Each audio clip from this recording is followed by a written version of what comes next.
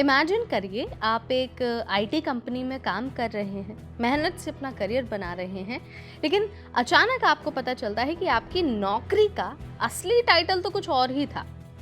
क्या हो अगर आप डेवलपर हो लेकिन कागजों पर आपको मैनेजर बना दिया गया हो। आप सोच रहे होंगे कि यार कौन सी कंपनी ऐसा करती है और मैं ये सारी बातें आखिर क्यों कर रही हूँ। दरअसल टीसीएस यानी कि टाटा कंसल्टेंसी सर्विसेज पर आरोप लगा है कि उसने अपने कर्मचारियों को मैनेजर दिखाकर अमेरिकी वीजा नियमों का गलत फायदा उठाया है। अब अमेरिका में केस दर्ज हो चुका है और कोर्ट में ये मामला गरमाया हुआ है। लेकिन किसने ये आरोप लगाया है, क्यों लगाया है और क्या सच में टीसीएस ने इस तरह का कोई काम किया है? जो भी है, सारे सवालों का आंसर हम आपको देंगे इस वीडियो में। टीसीएस पर आरोप है कि उन्होंने L1A वीजा प्रोग्राम का गलत फायदा उठाया है। अमेरिका में कई पूर्व कर्मचारियों ने टीसीएस के खिलाफ केस कर दिया है।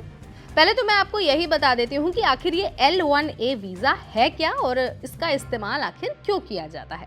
तो देखिए, L1A वीजा उन लोगों को दिया जाता है जो किसी कंपनी में मैनेजर या फिर एग्जीक्यूटिव होते हैं और अपनी कंपनी की यूएस ब्रांच में ट्रांसफर होते हैं। ध्यान रखने वाली बात यह है कि H1B वीजा से L1A वीजा बहुत अलग होता है। इसमें कोई सख्त सैलरी का नियम नहीं होता, कोई सालाना लिमिट नहीं होती और कंपनियों के लिए L1A वीजा लेना आसान होता है अगर हम H1B वीजा से कंपेयर करते हैं। तो यही चीज है जो अब विवाद की वजह बन गई है। आरोप है कि टीसीएस ने अपने कर्मचारियों को मैनेजर दिखाकर वीजा लिया, जबकि असल में तो वो मैनेजर थे ही नहीं।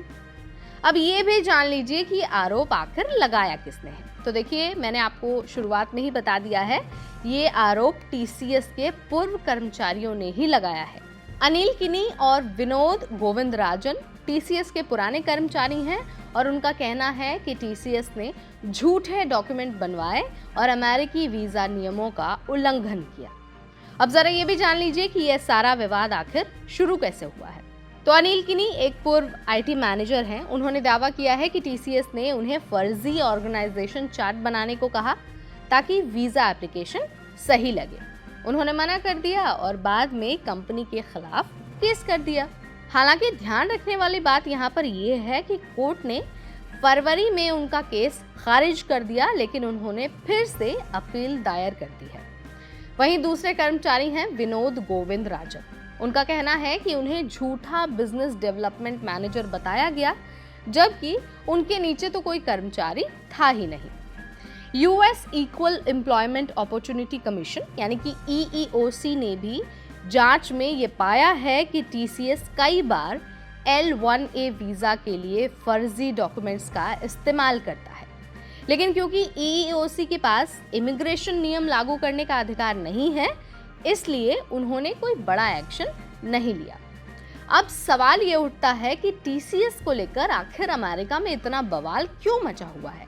डेटा की मदद से अगर हम समझने की कोशिश करें तो 2020 से 2023 के बीच टीसीएस को 6,682 L1A वीजा अप्रूवल मिले और ये जो अप्रूवल का रेट है वो इन्फोसिस से 5 गुना ज्यादा है, क्योंकि 2020 से 2023 के बीच इन्फोसिस को सिर्फ और सिर्फ 1290 इतने ही वीजा अप्रूवल मिले हैं। इस वजह से अमेरिका में सवाल उठने लगे हैं और लोग ये पूछने लगे हैं कि क्या टीसीएस नियमों का गलत फायदा उठा रहा है।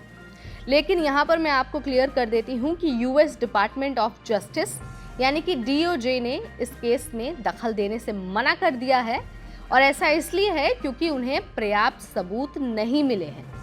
टीसीएस ने कोर्ट में कहा कि उन्होंने आंतरिक जांच की थी और वो सभी वीजा नियमों का पालन करते हैं।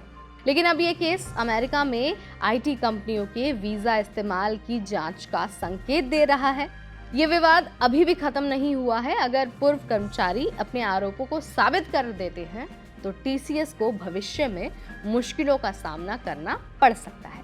तो सवाल यही है कि क्या भारत की आईटी कंपनियां वाकई वीजा नियमों का गलत फायदा उठा रही हैं या फिर ये सिर्फ आरोप हैं और हकीकत तो कुछ और ही है।